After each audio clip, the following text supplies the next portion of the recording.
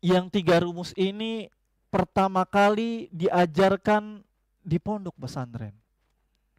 Ketika Ustadz masuk, maka setelah menulis Bismillahirrahmanirrahim, ya, kelas pertama, kemudian Ustadz menuliskan tiga rumus ini, menuliskan tiga kalimat dalam bahasa Arab yang alhamdulillah begitu bermanfaat untuk anak khususnya, dan bisa dijadikan sebagai standar, bisa dijadikan sebagai rumus dalam mengambil, dalam mendulang pahala-pahala di bulan Ramadan, atau dalam kehidupan-kehidupan sehari-hari kita, bahkan dalam seluruh kehidupan sehari-hari kita, yang insya Allah ana akan bagikan kepada antum semua pada pagi hari ini.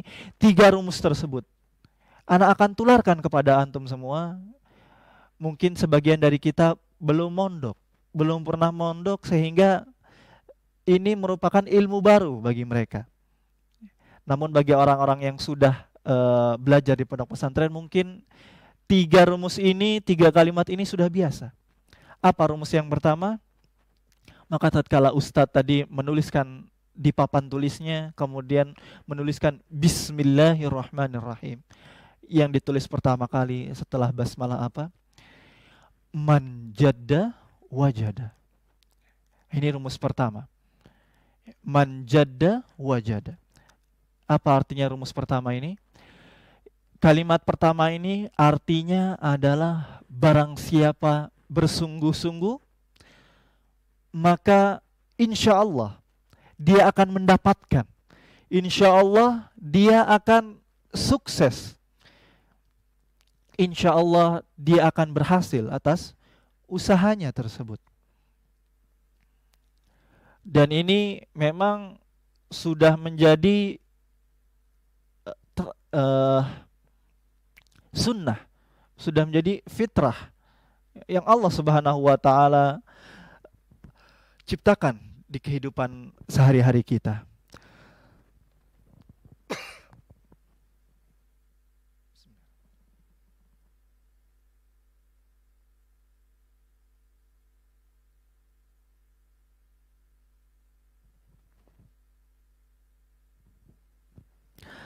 Lalu bagaimana untuk mengaplikasikan rumus pertama ini dalam kehidupan sehari-hari?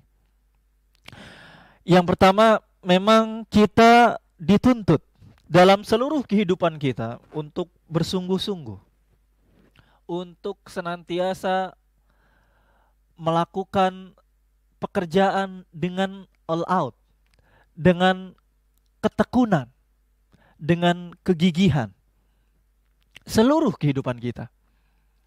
Maka kalau berbicara tentang pondok, maka seseorang yang masuk pondok pesantren dan dia bersungguh-sungguh, karena memang bersungguh-sungguh otomatis dia berjalan berbarengan dengan adanya niat.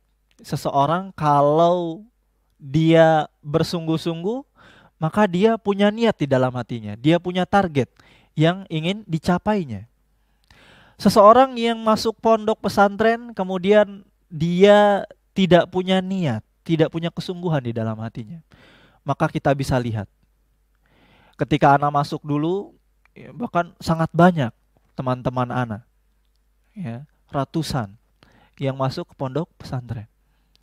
Namun tatkala lulus, setengahnya, bahkan lebih dari setengahnya terpental, keluar sebelum lulus. Artinya nggak lulus masuk pondok pesantren. Yang sebulan, 2 bulan, ya, 3 bulan, akhirnya nggak betah di pondok, kemudian dia pulang. Kalau bahasanya dulu di pondok ada seleksi alam. Seleksi alam. Maka orang-orang yang bersungguh-sungguh dia bisa bertahan di pondok pesantren. Kenapa? Karena dia punya target yang ingin dicapainya. Mungkin dia punya target untuk menghafal 30 juz di pondok pesantren. Atau dia punya target ingin fasih berbahasa Arab di pondok pesantren. Atau dia punya target untuk menghatamkan kitab-kitab ya di pondok pesantren, sehingga dia punya tujuan ketika berada di pesantren, maka dia bisa bersungguh-sungguh. Namun orang-orang yang tidak punya niat dari dalam dirinya, ya, maka dia akan malas-malasan. Kenapa? Karena mungkin dia dipaksa oleh orang tuanya. Dia cuma nurutin kemauan orang tuanya. Apa kata kata Rasulullah Shallallahu Alaihi Wasallam dalam hadis yang kita semua menghafalnya, yang kitab-kitab para ulama, ya, Sahih Bukhari, ya, Arba'in An-Nawawiyah, dan kitab-kitab yang lainnya dimulai dengan hadis yang mulia ini, yang diriwayatkan oleh Umar bin Khattab radhiyallahu anhu. Apa kata Rasulullah sallallahu alaihi wasallam? Kata Rasulullah sallallahu alaihi wasallam, "Innamal a'malu binniyat wa innamal likulli imri'in ma nawa." Sesungguhnya setiap amalan itu tergantung niatnya. Dan setiap orang itu akan mendapatkan apa-apa yang diniatinya. Maka seseorang tatkala telah menghadirkan niat di dalam amalannya, kalau konteksnya sekarang Ramadan, maka tatkala di bulan Ramadan dia telah menuliskan targetnya, dia telah mencanangkan apa yang ingin diraihnya di bulan Ramadan. Udah ditulis di buku tulisnya. Apa saja yang akan anak kerjakan di bulan Ramadan. Apa saja target-target yang akan anak capai di bulan Ramadan. Maka dia akan lebih bersungguh-sungguh. Maka hendaknya kita tulis berapa juz yang ingin kita baca setiap harinya. Berapa kali kita ingin menghatamkan Al-Quran. Kita tulis. Sehingga ketika kita lupa mungkin nanti di tengah perjalanan di bulan Ramadan, kita bisa termotivasi lagi. Karena sesungguhnya kita telah mencanangkan target tersebut.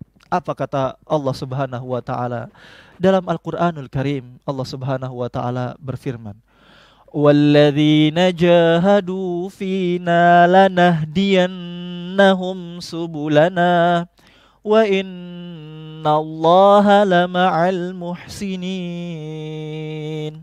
Kata Allah Subhanahu wa taala, "Walladzina jahadu fina." Dan orang-orang yang bersungguh-sungguh, orang-orang yang sekuat tenaganya berjihad di jalanku, bersungguh-sungguh di jalanku, lanahdiyannahum subulana, maka Allah Subhanahu wa taala akan menunjukkan kemudahan baginya. Allah Subhanahu wa taala akan memberikan kemudahan-kemudahan bagi dirinya. Wa innallaha lama'al muhsinin, dan sesungguhnya Allah bersama orang-orang yang berbuat kebajikan. Maka kita semua bersungguh-sungguhlah dalam pekerjaan kita. Bersungguh-sungguhlah dalam kita ingin berburu pahala di bulan Ramadan, berburu malam Lailatul Qadar di bulan Ramadan. Ya, meskipun sekarang kita berada di tengah wabah. Ya, di tengah wabah yang mengharuskan kita untuk lebih banyak untuk beraktivitas di dalam rumah. Namun hendaknya wabah tidak menghalangi kita untuk meraih keutamaan-keutamaan di bulan Ramadan. Jangan sampai dengan adanya wabah ini Allah, ya, kemudian kita bermalas-malasan, kemudian kita tiduran terus. Gitu ya. Tatkala ditanya mungkin oleh seseorang, kenapa cuma tiduran terus gitu ya. Ya ini kan puasa gitu ya. Punya dalil mereka bahkan ya. Katanya kan naumus shaim ibadah. Ustadz, kan bukannya tidurnya orang yang puasa ini ibadah. Ya, akhirnya tidur gitu kan kerjaannya. Enggak. Ya seharusnya kita meskipun di tengah wabah, kita bisa mempergunakan banyak cara-cara untuk mendulang ibadah. Kita bisa siapkan ruangan di rumah kita khusus untuk beribadah kepada Allah, khusus untuk kita membaca Al-Quran, atau misalkan pojok di ruangan rumah kita. Kita siapkan senyaman mungkin ya untuk membaca Al-Quran, untuk murojaah, atau untuk mentadaburi. Karena memang kita tidak hanya diminta untuk membaca Al-Quran, tapi untuk mentadaburi ayat-ayat Allah Subhanahu wa Ta'ala, sehingga kita bisa memahami apa isi dari Al-Quranul Karim tersebut. Jangan sampai kita seperti orang-orang yang tatkala berpuasa, puasanya sia-sia. Karena memang ada orang yang tatkala berpuasa dari setelah azan subuh sampai nanti azan maghrib, dia menahan lapar dan dahaga, tapi tidak dapat apa-apa. Ada yang demikian. Apa kata Rasulullah Sallallahu Alaihi Wasallam dalam hadis yang sahih? Ya, kata Syekh Albani, sahih li ghairihi. Apa kata Rasulullah Sallallahu Alaihi Wasallam? Kata Rasulullah Sallallahu Alaihi Wasallam, rubba shaimin laisa lahu min siyamihi illa al-ju' wal 'atash. Ya, ini hadis yang sahih li ghairihi. Kata Rasulullah Sallallahu Alaihi Wasallam, betapa banyak orang yang tatkala berpuasa tidak mendapatkan apa-apa kecuali lapar dan dahaga. Dalam hadis yang lain yang lebih sahih, yang diriwayatkan oleh Abu Hurairah, ada di kitab Sahih Bukhari. Apa kata Rasulullah sallallahu alaihi wasallam? Qala Rasulullah sallallahu alaihi wasallam, "Man lam yada' qaula az-zur wal 'amala bihi, falaysa lillahi hajatun fi ay yada'a ta'amahu wa syarabahu."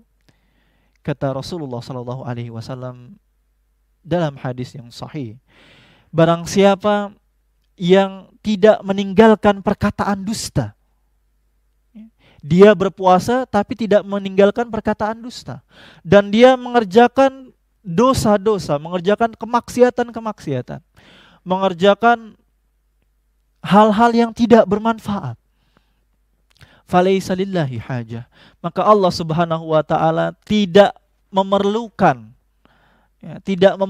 puasanya.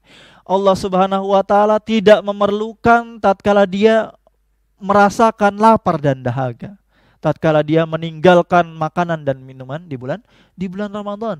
Artinya sia-sia. Ya, artinya sia-sia. Kenapa sia-sia?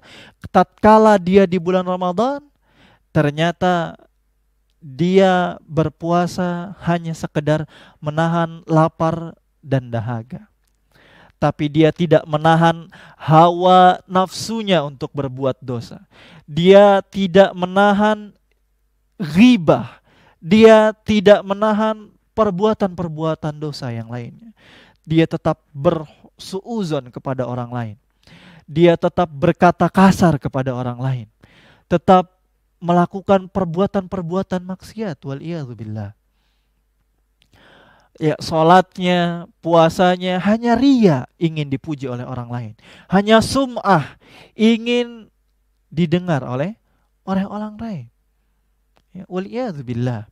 Padahal hakikat orang berpuasa bukan sekedar menahan lapar dan dahaga, tapi seseorang yang berpuasa berarti dia meninggalkan perkataan yang dusta, berarti dia meninggalkan perbuatan-perbuatan yang sia-sia, berarti dia meninggalkan perbuatan-perbuatan yang keji.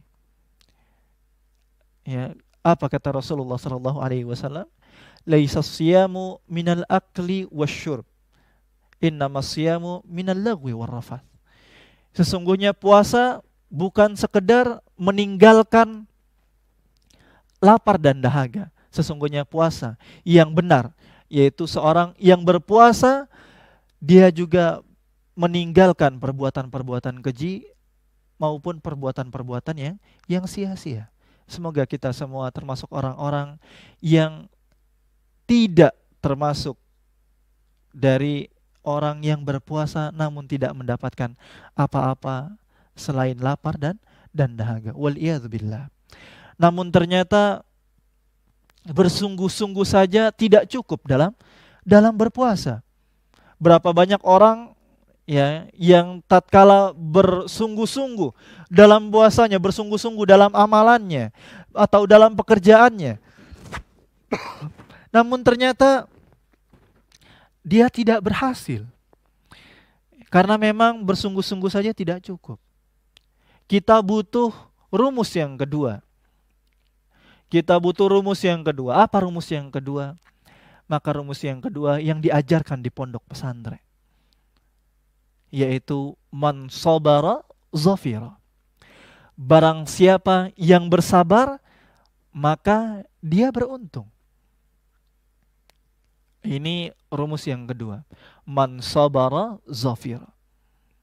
Maka bersungguh-sungguh harus dibarengi dengan kesabaran. Karena berapa banyak orang yang sudah tekun dalam amalannya, dalam pekerjaannya. Masya Allah, dia berusaha untuk istiqamah. Namun tatkala datang badai, tatkala datang ujian dari Allah Subhanahu wa taala, akhirnya dia jatuh. Kenapa? Karena dia tidak bersabar. Karena dia tidak bersabar. Maka kunci yang kedua ini hendaknya tatkala kita bersungguh-sungguh, kita membarengi kesungguhan kita dengan kesabaran untuk berada dalam ketaatan, berada dalam amal ibadah, berada di jalan Allah Subhanahu wa taala. Dan orang yang bersabar ini, kata Allah Subhanahu wa taala, وَلَنَبْلُوَنَّكُمْ بِشَيْءٍ مِّنَ الْخَوْفِ وَالْجُوعِ وَنَقْصٍ مِّنَ الْأَمْوَالِ وَالْأَنفُسِ وَالثَّمَرَاتِ وَبَشِّرِ الصَّابِرِينَ. Kata Allah Subhanahu wa taala, dan sungguh kami akan menguji kalian dengan ketakutan dan kelaparan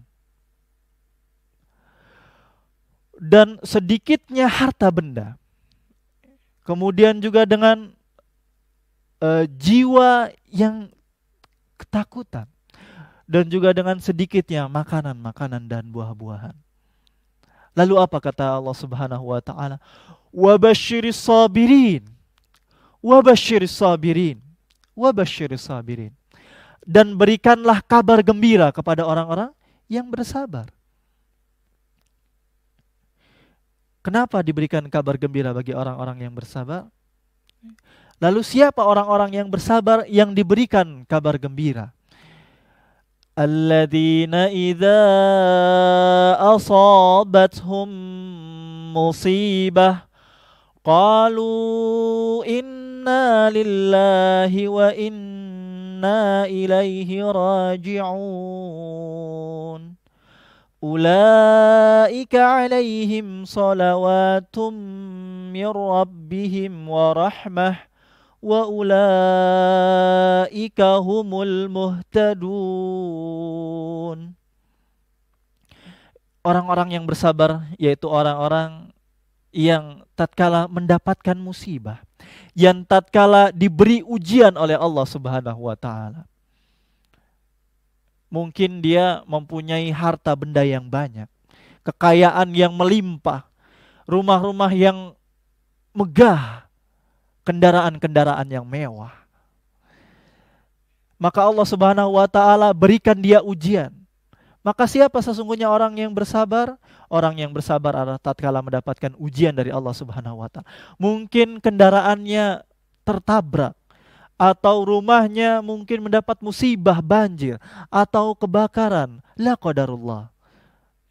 Maka orang-orang yang bersabar yaitu orang yang tatkala mendapatkan musibah pertama kali, mendapatkan kabar tersebut, maka dia berkata, inna lillahi wa inna ilaihi raji'un. Sesungguhnya kami milik Allah dan sesungguhnya kami akan kembali kepada Allah Subhanahu wa taala. Namun bukan sekedar di lisan, bukan sekedar mengatakan inna lillahi wa inna ilaihi raji'un di lisannya, bukan. Tapi juga berkata di dalam hatinya. Dia menekankan hal tersebut di dalam hatinya. Artinya dia ikhlas, dia ridho atas apa yang Allah Subhanahu wa taala berikan kepadanya. Karena sesungguhnya harta ini sesungguhnya lillah, inna lillah, sesungguhnya kami ini semua milik Allah. wa inna ilaihi rajiun, dan sesungguhnya hanya kepada Allah lah semuanya kita akan kembali. Maka mereka ini, kata Allah Subhanahu wa taala, mereka akan mendapatkan rahmat dari Allah Subhanahu wa taala. Ya. Dan mereka ini orang-orang yang mendapatkan petunjuk dari Allah Subhanahu wa taala. Maka kita tatkala di bulan Ramadan ini kita bersabar. Bersabar dari apa? Dari banyak hal. Kita bersabar dari menahan hawa nafsu kita. Kita bersabar dari menahan mulut kita, lisan kita dari berkata perkataan-perkataan yang jorok, perkataan-perkataan yang keji, yang bisa menyakitkan orang di sekitar kita. Kita jaga lisan kita. Kita jaga lisan kita kepada anak istri kita, kepada suami kita, kepada orang tua kita, kepada tetangga-tetangga kita. Kita jaga tangan kita dari berbuat kezaliman kepada orang lain. Ya. Al-muslimu man salimal muslimuna min lisanihi wa yadihi. Seorang muslim adalah yang orang muslim lainnya terselamatkan dari lisan dan tangannya. Kita tahan, kita bersabar. Kita bersabar untuk menahan hawa nafsu kita, menahan hawa nafsu makan kita, dan seluruh nafsu kita tahan di bulan Ramadan. Dan itu semua butuh kesabaran. Tatkala kita 30 hari, Masya Allah, ya, berada dalam ketaatan, kita butuh kesabaran. Karena tetap di situ ada bisikan-bisikan setan. Ustadz, katanya setan-setan dibelenggu, Ustadz. Kata para ulama, yang dibelenggu adalah maradatul jin. Ya, adalah setan-setan atau jin-jin yang besar-besar. Ini pemuka-pemukanya jin dan setan yang dibelenggu oleh Allah Subhanahu wa taala. Maka di bulan Ramadan ini bisikan-bisikan tetap ada. Bisikan-bisikan setan. Ya, namun memang tidak sebesar sebagaimana di bulan-bulan yang lainnya. Kenapa? Karena pimpinan-pimpinan jin ini sudah dibelenggu. Adapun pion-pionnya masih ada. Ya, maka tatkala kita tetap berbuat maksiat di bulan Ramadan, berarti iman kita terlalu lemah. Bahkan dengan setan-setan yang kelas-kelas kecil saja kita kalah. Ya, wal iyadu billah. Ya, maka di bulan Ramadan ini hendaknya kita berusaha, ya, bersungguh-sungguh, kemudian ditambah dengan kesabaran. Ya, karena perkaranya di sini bainal jannati wan nar, antara surga dan neraka. Ya, di bulan Ramadan ini perkaranya bukan hanya sekedar antara untung rugi seperti berdagang di dunia, bukan. Ya, kalau kita berhasil kita untung, kalau kita gagal kita rugi, atau kita kalau berhasil mendapatkan gaji yang luar biasa besar. Tatkala kita gagal, kita nggak mendapatkan apa-apa, enggak. Tapi bulan Ramadan ini perkaranya bainal jannati wan nar, ya, antara surga dan neraka. Maka hendaknya kita bersungguh-sungguh dalam hal tersebut. Kita bersungguh-sungguh dalam ibadah kita kepada Allah Subhanahu wa taala. Lalu apa rumus yang terakhir? Rumus terakhir yang dituliskan oleh ustadz ketika di pondok modern atau di pondok pesantren yang lainnya. Ya. Kata ustadz, ya, man sara 'ala darbi wasala. Barang siapa yang bersungguh-sungguh, barang siapa yang berjalan di atas jalannya, man sara 'ala darbi, barang siapa yang berjalan di atas jalannya, wasala, maka dia akan sampai pada tujuannya. Karena bersungguh-sungguh kemudian ditambah dengan kesabaran itu belum cukup. Tatkala kita ternyata menempuh jalan yang salah, tatkala kita tidak tahu mana jalan yang benar yang harus kita tuju, maka kita semua harus mengetahui jalan mana yang bisa membawa kita ke dalam tujuan, ke dalam target yang telah kita canangkan, yang telah kita tuliskan. Tujuan mana, jalan mana yang akan mencapai kita ke dalam surganya Allah Subhanahu wa taala. Artinya dengan apa? Artinya yang ketiga ini meminta kita untuk senantiasa menghadirkan ilmu dalam seluruh amalan kita. Karena seseorang untuk mengetahui jalan yang benar, semuanya butuh ilmu. Maka rumus yang ketiga ini mengharuskan kita untuk belajar lagi, mengharuskan kita untuk mengkaji lagi, untuk mencari ilmu lebih dalam lagi. Karena berapa banyak orang yang tatkala berpuasa, Masya Allah, ya, mungkin dia sudah berpuasa puluhan tahun, tapi dia tidak pernah mendapatkan hikmah, tidak pernah mendapatkan tujuan, target dari berpuasa tersebut, yaitu takwa. Kata Allah Subhanahu wa taala, la'allakum tattaqun. Kalian berpuasa agar kalian mendapatkan ketakwaan. Berapa banyak orang yang tatkala berpuasa sudah berlalu saja bulan Ramadan. Karena dia tidak menghadirkan ilmu di dalam puasanya. Mungkin puasanya selama ini tidak seperti puasa yang diajarkan oleh Rasulullah Sallallahu Alaihi Wasallam, tidak seperti puasa yang dicontohkan oleh Rasulullah Sallallahu Alaihi Wasallam. Maka kita tatkala berpuasa kita mencontoh Rasulullah Sallallahu Alaihi Wasallam.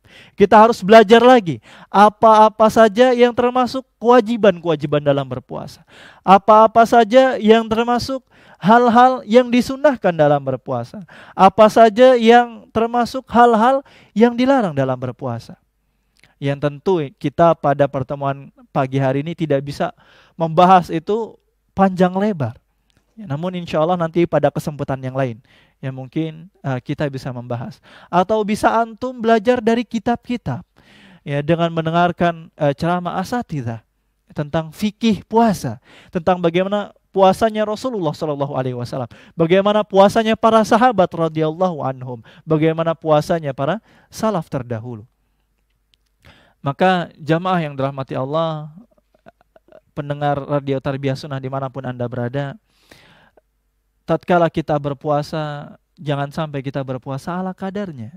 Ya, seperti tadi ada yang berpuasa, tapi semuanya diisi dengan tidur. Ya, bahkan mereka pakai dalil, naumus shaim ibadah. Tidurnya seorang yang berpuasa itu ibadah. Ya, tidak, tapi hendaknya kita melihat bagaimana Rasulullah Shallallahu Alaihi Wasallam dan para salaf terdahulu berpuasa. Bagaimana mereka tidak bosan membaca Al-Quran.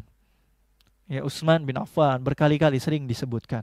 Berkata Utsman bin Affan, "Lau anna qulubana tahurat ma syabi'na min kalami rabbina." Seandainya hati kita ini bersih dari dosa, dari maksiat, kita tidak akan puas membaca Al-Qur'anul Karim. Dan kita melihat bagaimana di bulan Ramadan, ya, sebagian tatkala malam harinya, ya, mungkin kalau di tempat-tempat, ya di kampung-kampung, kita bisa temukan berapa banyak orang yang tatkala sholat tarawih, ya, Masya Allah, tarawihnya dalam satu rakaat hanya menghabiskan waktu 20 detik. Allah, satu rakaat 20 detik, ya. Mungkin masuk rekor ini, Masya Allah. Dan memang banyak kita temukan yang demikian. Ya, bacanya dengan sangat cepat. Ya, bahkan 23 rakaat gitu, ya, bagi yang sholat 23 rakaat, ya mereka bahkan bisa menyelesaikan dalam 7 menit. Allahu Akbar. Ya, maka hendaknya kita belajar lagi, ya, bagaimana Rasulullah Shallallahu Alaihi Wasallam sholat malam. Sholatnya malamnya Rasulullah Shallallahu Alaihi Wasallam, Allah, begitu baik, begitu panjang, ya. Dan banyak riwayat-riwayat yang mengatakan hal tersebut. Bagaimana Ibnu Abbas pernah sholat malam di belakang Rasulullah Shallallahu Alaihi Wasallam. Rasulullah membacakan surat Al-Baqarah, Allah, ya, dan membacakan dengan begitu baiknya. Kemudian ditambah surat-surat yang lainnya, ya. Itu sholatnya Rasulullah Shallallahu Alaihi Wasallam. Maka hendaknya kita memperbaiki sholat kita. Ya, jangan sampai kita termasuk orang-orang yang mendapat celaan dari Allah Subhanahu Wa Taala, Apa kata Allah Subhanahu wa taala? Fawailul lil musallin. Celaka orang-orang yang salat. Siapa yang celaka? Yang mereka lalai dalam salatnya.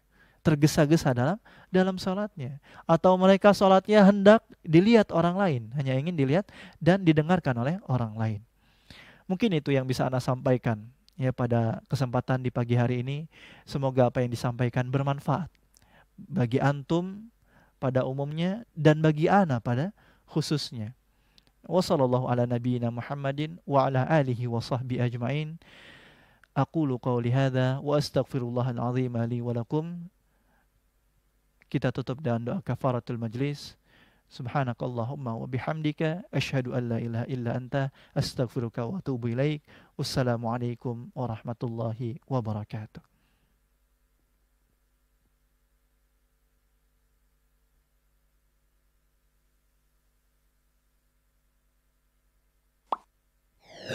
Yuk belanja di Tarbiyah Sunnah Mart.